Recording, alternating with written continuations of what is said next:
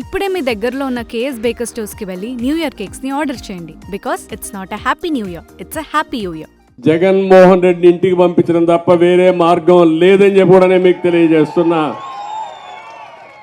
అతనికి అర్థమైపోయింది,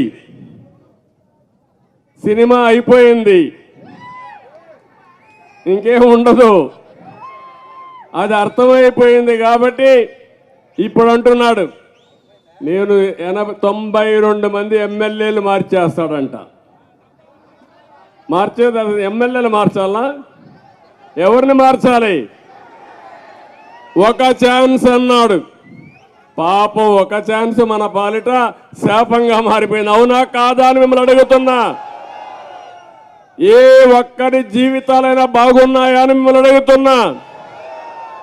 ఒక రైతు తీసుకోండి, అప్పుల పాలైపోయారా లేదా మీరు? దివాలా తీశారా లేదా మీరు?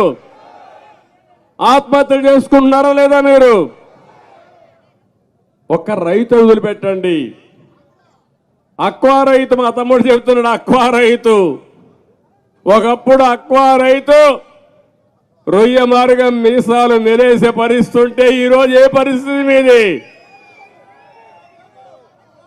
మొత్తం అక్వా కానీ హార్టికల్చర్ కానీ ఆదాయం వచ్చే పంటలు నేర్పిస్తే వాళ్ళందరినీ ఎట్ట చితగొట్టాలో చితగొట్టాడు ఈ జగన్మోహన్ రెడ్డి. ఏమనాలో నాకైతే అర్థం కావడం లేదు.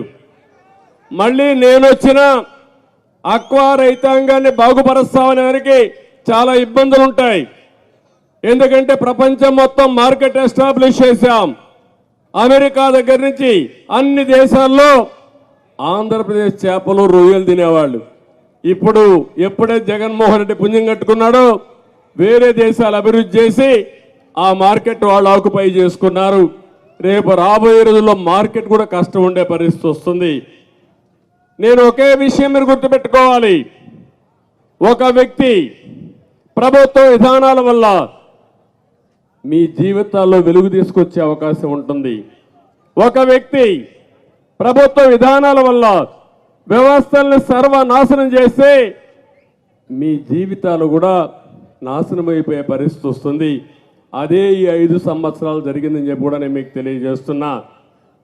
ఇటీవల నేను చాలా దేవాలయాలకు వెళ్ళాను. మేరీమాత దేవాలయానికి కూడా ఇక్కడ వెళ్ళాను, చర్చికి కూడా వెళ్ళాను. అందరి దగ్గర పూజలు చేసిన తర్వాత నిన్న ఈరోజు మీరు చూస్తే నేను 2 యజ్ఞాలు చేశాను. ఒకటి సుదర్శన నారసింహ యోగం, 2 చండీ యాగం చేశాను. నా కోసరం కాదు, ఈ రాష్ట్రంలో ఉండే ప్రజల కోసం నేను ఈ యజ్ఞాలు చేశాను. మానవ ప్రయత్నం చేస్తాం, పోరాడతాం, దేవుడు కూడా సహకరించాలి, ఆశీర్వదించాలి. అందుకే ఈ యజ్ఞాలు కూడా చేశానని చెప్పి నేను మీకు తెలియజేస్తున్నా. మీ అందరి ఆశీస్సుల ద్వారా 45 ఏళ్ళుగా నాకు ఇంకేం పదవులు అవసరం లేదు. ఆ విషయం మీరు గుర్తుపెట్టుకోవాలి. నా రికార్డు ఎవరు ఇంక బద్దలు కొట్టలేరు. సమైక్య ఆంధ్రప్రదేశ్లో 9.5 సంవత్సరాలు నేను ముఖ్యమంత్రిని.